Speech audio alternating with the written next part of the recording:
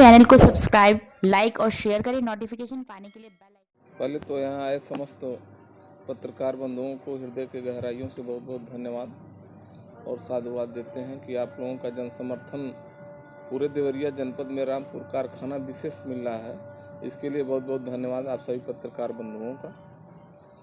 किसी कारणवश जनसत्ता दल लोकतांत्रिक पार्टी का माननीय फिरोज जी को सिंबल नहीं मिल पाया, उसके लिए कुछ मामले टेक्निकल हो गए। इसके वजह से नहीं तो पूरा जनपद में रामपुर कारखाना विधानसभा 339 में जनसत्ता दल इनको पूर्ण रूप से समर्थन देती है और इनका चुनाव चिन्ह ट्रक है। मैं रामपुर कारखाना के समस्त सामान्य जनता से कहना चाहूँगा कि ट्रक पे मोहर लगावें और मोहम्मद फिरोज अंसारी जी को भारी मतों से विजयी बनावें। और एक चीज़ और प्रभारी जी ने हमारे कहे हैं, आप बताएं कि इस विधानसभा के अंदर कौन सा ऐसा विधायक है जो जनसुलभ है। अगर कोई जनसुलभ विधायक होगा तो मोहम्मद फिरोज अंसारी जी होंगे। किसी माँ बहन का दुख तकलीफ अगर बांटने का कोई काम करेगा तो मोहम्मद फिरोज अंसारी जी करेंगे। किसी गरीब लड़के और असहाय लड़कियों का शादी कराने का एक विधानसभा में रामपुर कारखाना में अगर कोई काम करेगा तो मोहम्मद फिरोज अंसारी जी करेंगे। बड़ा दुख होता है इस रामपुर कारखाना विधानसभा क्षेत्र में कि सड़कें इतनी दुर्गति है, आज तक किसी विधायक ने और किसी सरकार ने सुध नहीं ली। अगर इस सारे चीज़ों को ठीक कराने का कोई कार्य करेगा तो हमारे अगर जनता का आशीर्वाद मिला और जनता का सहयोग मिला तो मोहम्मद फिरोज अंसारी जी मैं आप लोगों के माध्यम से पूर्ण रूप से विश्वास दिलाना चाहता हूं कि रामपुर कारखाना में कहीं गड्ढा नहीं दिखाई देगा और कहीं बेरोजगारी नहीं दिखाई देगी। और बच्चे जो लड़के देवरिया स्टेडियम में आते हैं, मैं एक जगह घोषणा भी किया हूँ कि अगर युवा रामपुर कारखाना विधानसभा के सारे जातियों का समर्थन मिलता है तो रामपुर कारखाना में एक स्टेडियम बनाने का भी कार्य करेंगे। हम लोग पूर्ण रूप से आशा और विश्वास जनता से कहते हैं और करेंगे भी, इसमें हम आस्था रखते हैं। और रामपुर कारखाना विधानसभा में कोई दलाली, कोई मक्कारी, कोई थानेदार किसी प्रकार का जुल्म नहीं कर पाएगा, ये मैं जनता को विश्वास दिलाता हूँ। अगर जनता का आशीर्वाद रहा और चुनाव जीतते हैं तो पूर्ण रूप से जनता के बीच में, जनता के दरबार में मोहम्मद फिरोज अंसारी जी जनसुलभ रहेंगे और हमेशा अपने दरवाजे पे रहेंगे और लोगों के दरवाजे पे जाके मदद करने का कार्य करेंगे। सबसे पहले मैं कहना चाहूँगा आपको कि कल भी मैं राजा भैया का समर्थक था, आज भी हूँ और सम्मान उनका दिल में हमेशा रहेगा और आज भी है। अब पार्टी के सारे पदाधिकारी हमारे साथ मौजूद हैं, आप देख ही रहे हैं। और आगे जो पूछिए आप।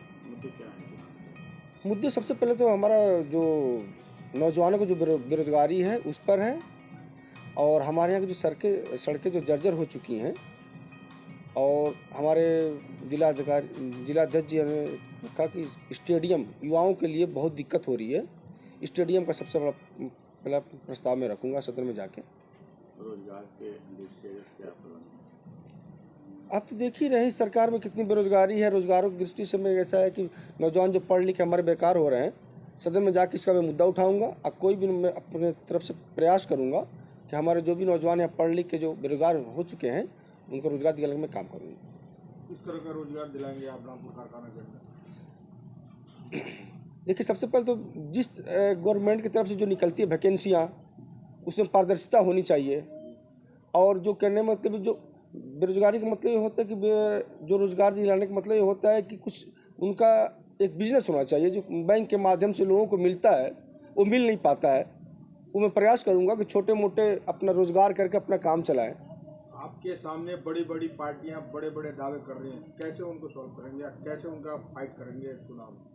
सर, हमें बड़ी पार्टियों से कोई मतलब नहीं है हमारा। हम अपने विधानसभा का लोगों का हमें ध्यान रखना है। इनका जो मुद्दा होगा मैं सदन में जाके वहाँ पे अपना मुद्दा रखूंगा पहले। क्या नाम है आपका?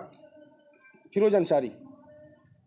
चीज़ आप सभी लोगों को मेरा सादर प्रणाम। और लोकतंत्र के चुनाव के इस महोत्सव में मैं मंडल प्रभारी विनीत सिंह फिरोज अंसारी साहब को जनसत्ता दल का समर्थन देता हूं। और ये दल के निर्माण के समय से ही पार्टी के साथ हैं और बीच में हमारे पार्टी के 2 वरिष्ठ महासचिव कार्यक्रम में आए थे और उनकी टिकट की घोषणा भी किए थे, लेकिन दुर्भाग्य से फार्म ए भी आने में लेट हो गया। लेकिन दल का पूरी तरीके से समर्थन है और इस बात को लेकर समर्थन है कि हमारे पास एक ऐसा प्रत्याशी है फिरोज अंसारी के रूप में, जिनका जन सेवा में एक इतिहास है और इन्होंने तमाम ऐसे बच्चों की पढ़ाई लिखाई या अपने समाज में ऐसे लोगों की दिन रात मदद करते रहते हैं जहाँ पे लोगों को लगता है कि हमें इस चीज़ का अकाल है, इस चीज़ का अभाव है, तो अभाव शब्द जहाँ है वहाँ पे खड़े रहते हैं फिरोज अंसारी साहब।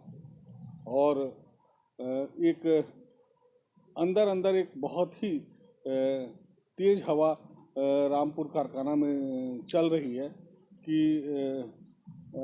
आप लोगों को आने वाले समय में ज़रूर देखने को मिलेगा, एक आश्चर्यजनक परिणाम देखने को मिलेगा कि फिरोज ने एक आश्चर्यजनक परिणाम यहाँ से देने का काम किया है, क्योंकि ये जनता के प्रत्याशी हैं, जन के प्रत्याशी हैं और इनका चुनाव चिन्ह जो है आज इन्हें आवंटित भी हो चुका है।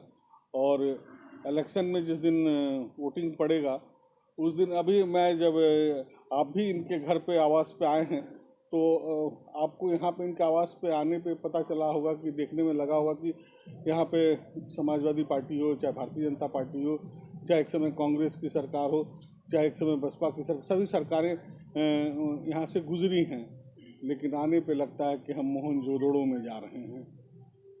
फिरोज चुनाव जीतने के बाद आपको ज़रूर लगेगा कि खांडोप्रस्थ इंद्रप्रस्थ में तब्दील हो जाएगा, क्योंकि इनके पास दृष्टि है, इनका अपना अनुभव है, इनको मालूम है कि समाधान क्या होना चाहिए, क्या संकट है शिक्षा की, चिकित्सा की।